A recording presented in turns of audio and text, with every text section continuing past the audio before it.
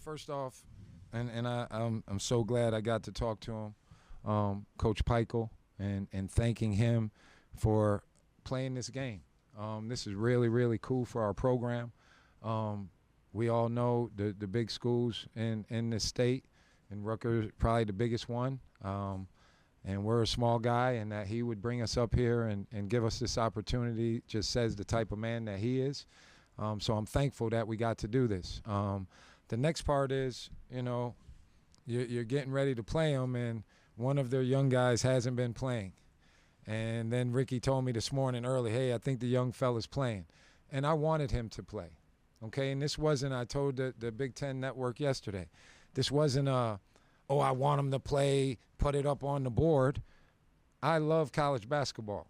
This kid is one of the best to do it in college from what everybody's telling me. I only saw him play a little bit. And it's amazing that he's that talented as a young kid. And, it's cool that he's at Rutgers. I watched him last year when he played against Camden and scored 50 and was like, wow, how is this kid that good at that age? So I was glad that he played in the game. It definitely changed it. And then for a young man to not be playing and then they run the first play for him and he hits a corner three to start the game, of course that was going to happen against us today. But I'm proud of my kids. We battled.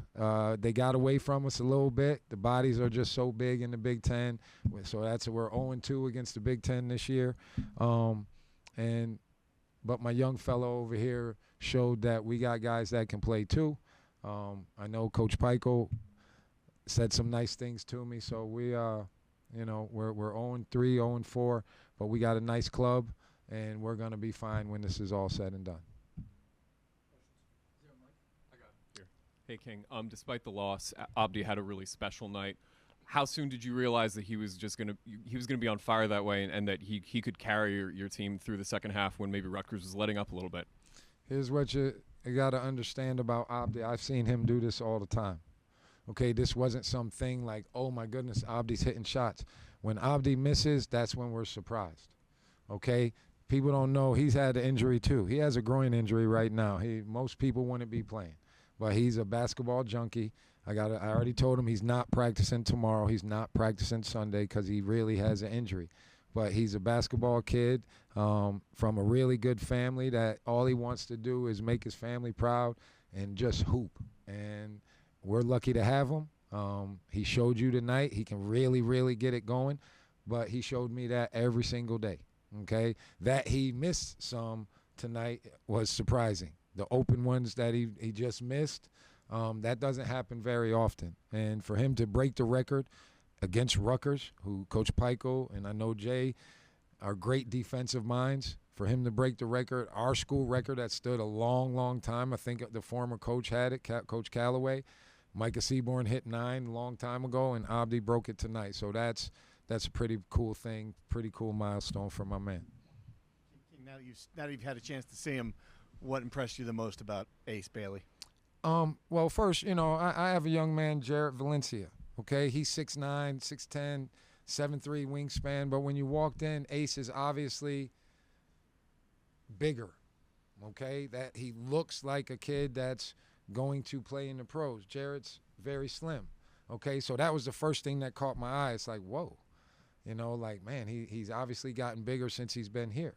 And, guys, they don't got one. They got two. Let's not. I got back and forth with Rick Callahan, who it was his scout, and I don't call kids pros. I don't do that type of stuff, but I know Ron Harper, his other son made it, and this young man is wow. Like, it's just amazing. He's a true point guard at 6'5", and the way he can handle it and change directions, you can't stay in front of him. That's why I think he's gonna do a lot of good things in this game. Both of those young men. But then when you bring Zach Martini, okay, we tried to recruit Zach out of high school. He went to Princeton. All of us will probably be working for him someday, okay? And then Jordan, all right? Jordan worked out with our guys in the summertime when my son played for us. Love that kid, okay? Love him. He's so tough, and he's skilled. He doesn't care, and he's a point guard that isn't going to shoot a lot of shots. But he's such a winner, he wins games. All right, and there used to be this kid from Binghamton that went to North Carolina that couldn't shoot, and he led his team to a Final Four. Okay? So if you're a point guard and you're a winner like Jordan is, he can lead this team to a lot of places. Okay? And how good he is on defense. I knew he was good on defense, but I didn't know he was that good. He's like Jack Collins out there, just reading anything we were doing, getting in the way when his man's all the way out of the way. We kept getting him out of the way. He ends up right where the ball is anyways, getting his hands, stealing balls. So hats off to them. I'm a fan of Coach Pikel's, and I'm a fan of their team now. And I just found out now I'm 1-2 against Rutgers. So we did clip them before. They got us on that crazy shot in our building, and now they got us again. So, and they beat us in the scrimmage that was behind closed doors when Coach Pikel first came here. What's it like for you to set the program record and to do it in this environment where we can't remember a visiting player scoring 38 points? Yeah, I wish it would have came with a win, but it was pretty cool. I didn't know what the record was. I didn't know that I set the record. I was just hooping out there, just playing the game that I grew up loving. But yeah, I put a lot of work into my game, my skill.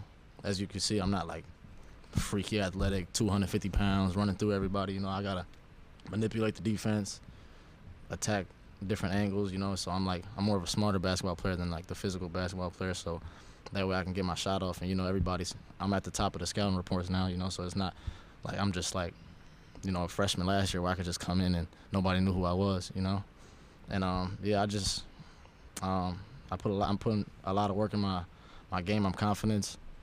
It's it's up and down, but yeah, my coaches, they instill confidence in me every day. Coach Rice, he sometimes he tells me to shoot the craziest stuff. That just goes to show how much he believes in me, how much he trusts me. He believes in me more than I believe in myself. And yeah, I believe in my teammates. They give me open shots, and yeah, I'm just trying to represent my family, trying to represent my country, and yeah, I feel like I did all right tonight, but we gonna bounce back. Kane, you've had some great scorers over the years, and especially last year after what you had to replace when your son graduated. What did you see from Abdi on the Italy trip and then the first few games this year that suggested that he could be next in line? Well, guys, we thought it when we got him, okay? And we were fortunate that – and him and Xander became great, great friends, okay? He probably talks to Alexander more than I do, being in Greece, because I'll come in and haven't heard from Xander. He'll tell me things that's going on with him. So I think he had – Xander to show him the way a little bit. And what I have to remind Abdi is last year Alexander was a fifth-year senior that had already been in through 4 years. And then he came home and played for his father and averaged 20. Okay, Abdi was a freshman. Okay, and he said now he's at the top of the scouting report. It's a whole different thing. So now he does this in this building. That's just showing people, okay, what it really does. It's just going to get him recruited more, okay? But what it's really, really going to do, it's going to ensure that his family gets taken care of because he can play basketball, okay? And he always tells me, no, Coach, I'm not leaving you. I'm going to be with you. But when you get 38 at Rutgers in your fourth game as a sophomore, and we're in this new college basketball world, we got to understand what this is going to mean. And no one could be happier for a person than I am for him with what he's did tonight, just to put the world on notice. I already knew what he could do. Okay, he's going to have more nights like this. He's going to have nights where he doesn't miss those couple of open ones. Okay, and when we don't have to play all bye games, we're going to be a tough out for some of the teams that are like us. First 4 games, you've played Rutgers, you've played Michigan State.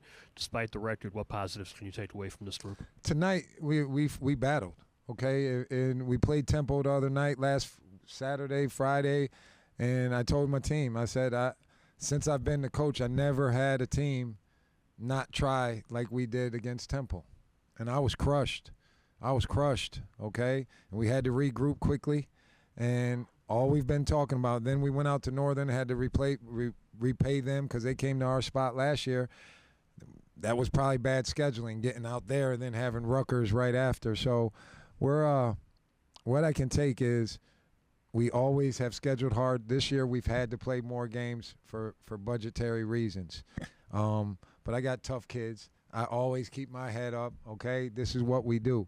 And if I coach them the right way and keep their confidence high, which is what I'm supposed to do, okay, by telling them I love them, telling them how much I care about them, telling them that it's just us, okay? I don't worry about the outside noise that they talk about me, okay?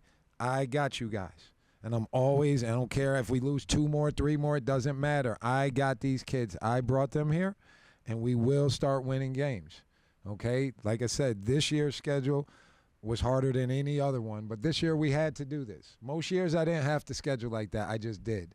This year we had to for budget, and I'm thankful for all the coaches that said yes and are bringing our team in, even though it might get a little bumpy for a little while, all right?